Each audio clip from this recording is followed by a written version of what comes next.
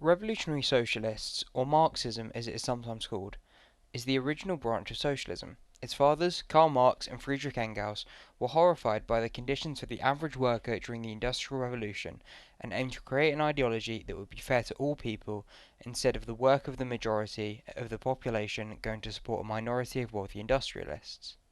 It was this desire to improve conditions for the average worker that revolutionary socialism was born. The revolution would begin with the overthrow of the existing government and class structures in an attempt to create something new that would work for all, not just for the few. However, despite the disdain from the upper classes that revolutionary socialism espouses, it is important to remember that it doesn't take a negative view on human nature. Instead, socialists take a positive view on human nature, espousing our ability to reason and bring progressive change to create foundational equality for all in a socialist state. However, they believe that the conditions of capitalism have eroded this positive common humanity shared between us. Marx, the author of the Communist Manifesto, is largely seen as the father of socialism. However, we should remember that he wasn't the first to promote many of its core tenets. Despite this, the writings of Marx and Engels laid the foundation for an ideology that would go on to change the course of history.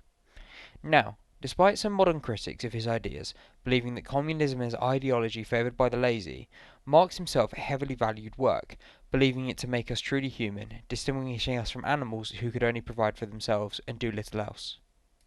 However, work, during the period in which Marx wrote and lived, was rapidly changing, as Europe began to industrialise and transition into a capitalist system. This began earlier in Britain and the Dutch Republic, both of which are considered to be the birthplace of modern capitalism, but soon spread across Europe, reaching Marx's native Germany. Working in an industrial society was different to that of before. Largely gone were handcrafted artisan products, replaced by mass production and large factories. Marx saw this new form of work as negative for the workers, stifling their creativity and distancing themselves from the products and process of their labour, thus alienating them.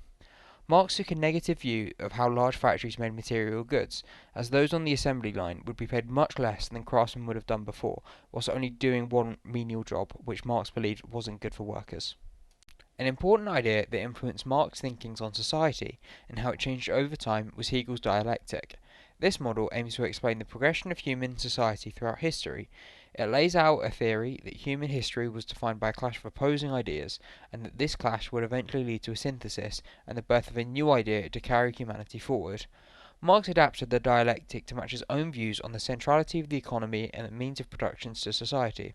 He changed the dialectic from a clash of ideas to a clash of economic classes, for instance, lords against serfs in feudal times, and now the upper class bourgeoisie who stood opposed to the working class proletariat.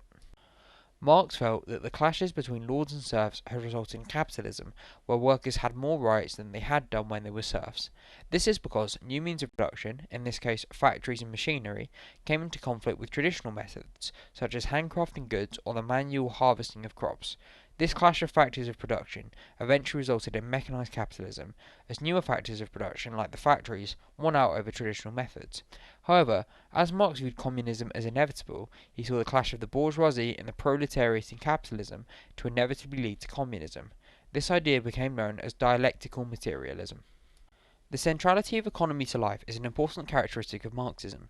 The ideology stresses how material goods are incredibly fundamental to society, and ultimately came before other things like culture, as if people didn't have material goods needed to survive, they would have no time for culture or arts.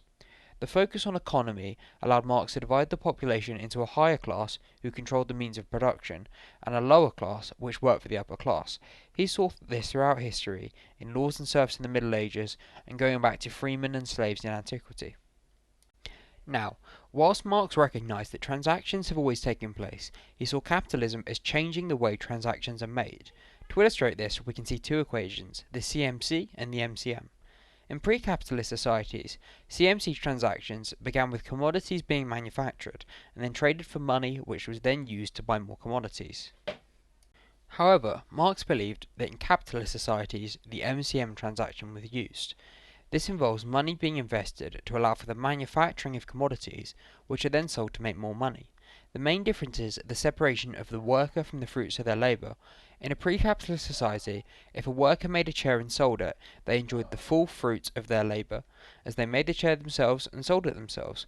However, the proletariat in a capitalist society have no access to the factors of production to make their own products, and are thus forced to sell their labour as they cannot make things themselves, whilst the bourgeoisie who own the factors of production can exploit the proletariat's labour to make more money. Marx believed that the conditions of capitalism meant the proletariat were forced to sell their labour for less than the full value of the commodity that their labour helped produce. This is because workers were usually made to work in a way that generated surplus labour for the bourgeoisie. This is the amount the proletariat worker is doing over the necessary labour needed to cover their wages. For example, if a worker produced £10 an hour worth of product but was only paid £5 an hour, they would only have to work half an hour to fulfil the necessary labour. The extra half an hour would be surplus labour and thus profit for the bourgeoisie.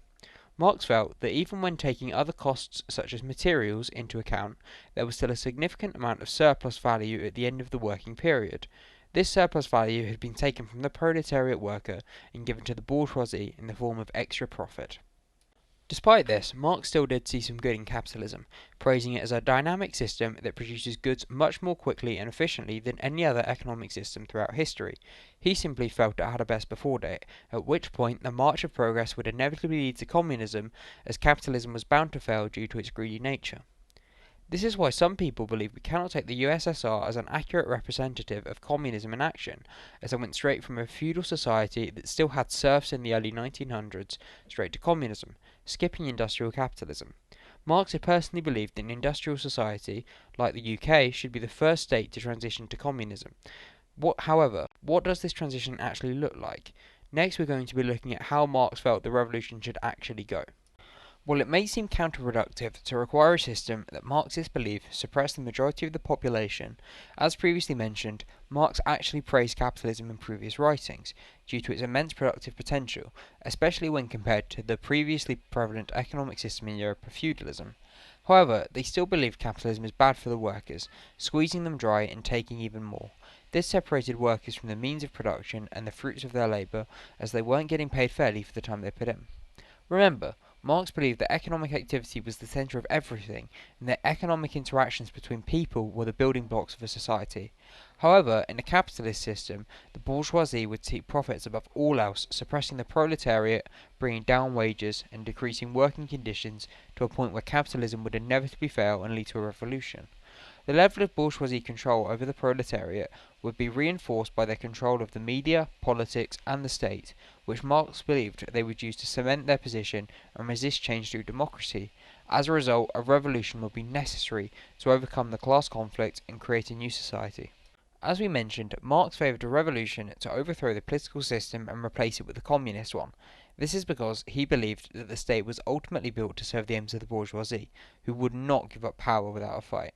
As such, Marx believed that no meaningful long-term concessions could ever truly be made in a capitalist society, believing that the proletariat would continue to be exploited until they developed their class consciousness, making the people realise that they are being exploited by a greedy few, which would then lead to a revolution in which the proletariat overthrow the bourgeoisie to bring about the start of a transition to communism.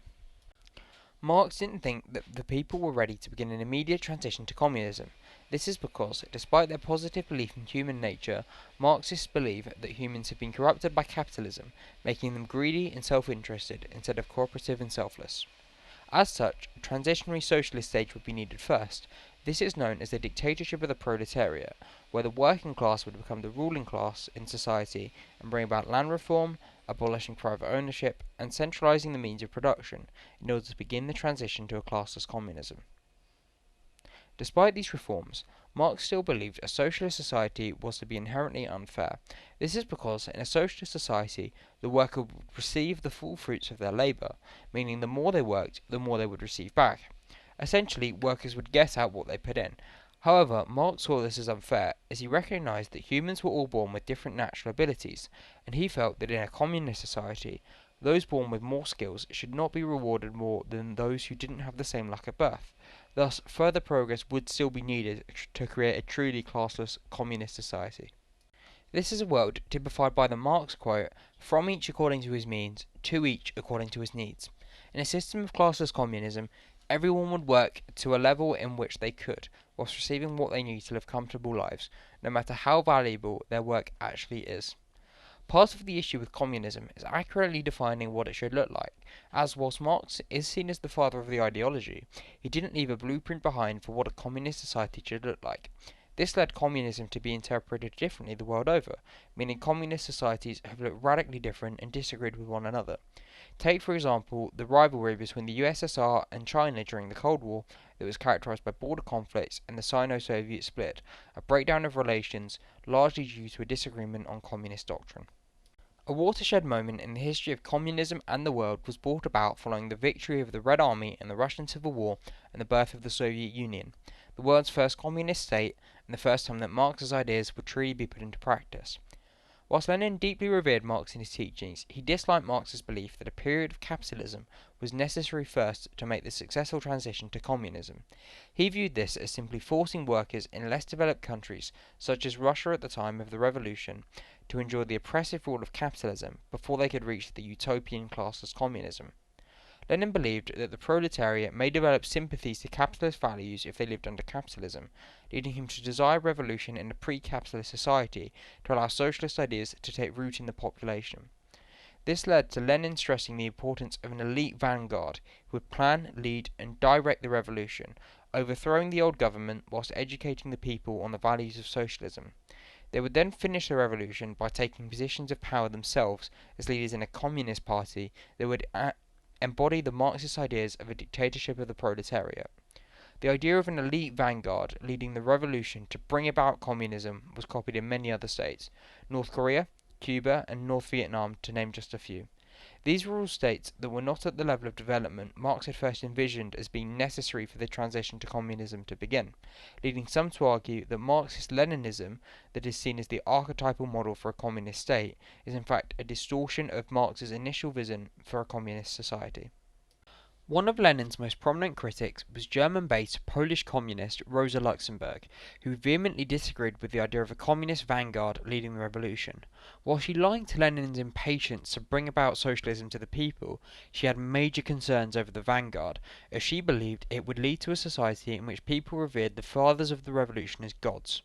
She believed that the revolution should be spontaneous and envisioned a world where communism was defined by common ownership and, importantly, democracy, allowing the proletariat themselves to decide on the direction that the state should travel instead of relying on a few enlightened individuals. Luxemburg ultimately believed in the centrality of revolution to bringing an end to capitalism and allowing communism to develop. She believed that the revolution would eventually come when capitalism had run out of people to exploit, and then would collapse in on itself like a house of cards. However, she did see some value in existing political systems. For example, she played a major role in leading the German Communist Party in elections, despite her rejection of evolutionary socialism, as she saw it as a way to spread the message of communism and encourage the proletariat to develop a class consciousness. Hi all, thanks for watching and I hope you enjoyed this video. Sorry it's been a while, but I look forward to doing the next one. Hope to see you all soon.